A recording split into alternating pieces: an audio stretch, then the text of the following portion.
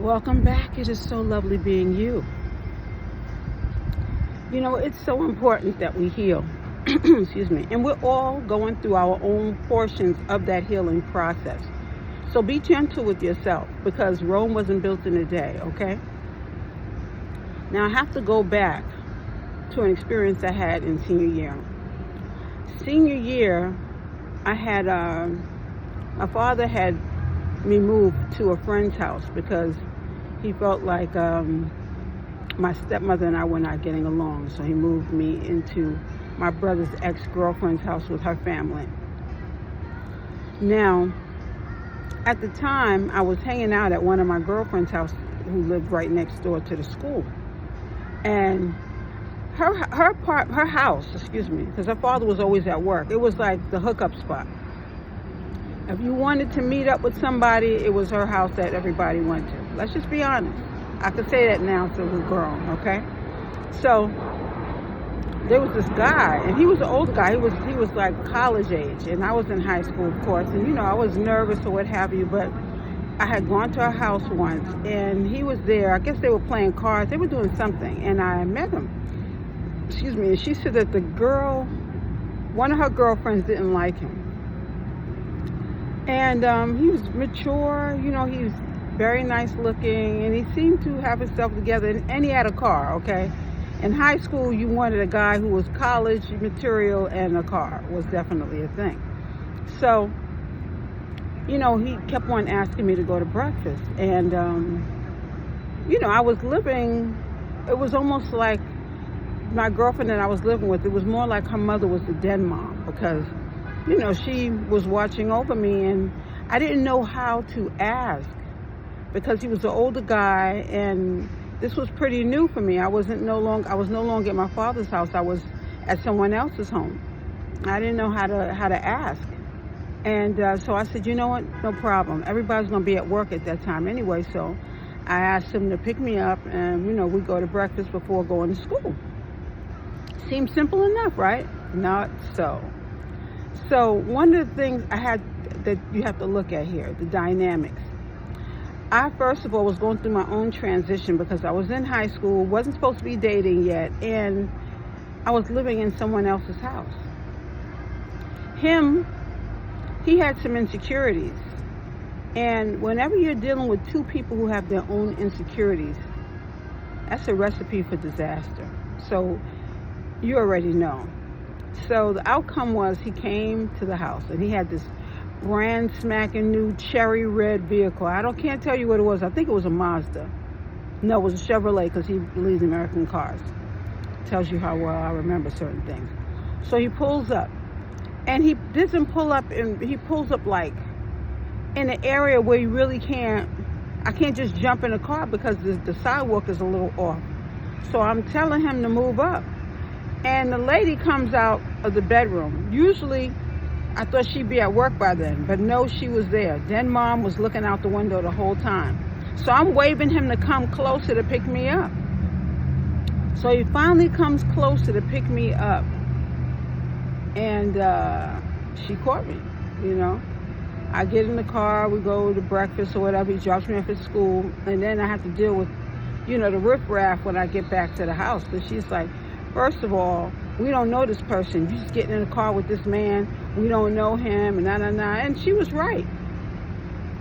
But see, here's the thing. I was insecure because I felt like my father had rejected me. I felt like I was not accepted by my own family. When you feel like you're being rejected by your own family, you're in high school, you already have your own insecurities, all of these different things tied into my decision making. No, I was not grown. And no, I didn't even know how to get out of it even if I wanted to, because peer pressure, and I was all excited that somebody was showing an interest in me when my own father wasn't showing an interest in me. I was separated from my siblings. I felt like that was my life, my world at the time, and now I'm living with people who don't really, my best friend knew me, but everybody else in that house did not, and it was uncomfortable. So we have to look at sometimes, now again, this guy is older, but he had a lot of insecurities about himself. I had insecurities about myself. So later on, the girl who said she didn't like him turned around and told him that I was ashamed of him, and that's the reason why I didn't go out with him. All the things that I did should have shown him that I was interested in him, because I wrote little notes to him. Of course, this was my first real experience. So, outside of Milton, who was a complete gentleman, he was, I had only, this was my second experience. So, of course, it didn't get off the ground. Nothing happened. All we did was have that one date, and then, we did meet up. We double dated, because his best friend, I introduced to one of my girlfriends, and we went out. And things were going well for a minute until Devetta, or whatever her name is, came in and said, she's ashamed of you. That's the reason why y'all having all these problems. And he took her word for it and went off about his business. Stopped talking to me, shut down. This is one of the biggest problems in relationships.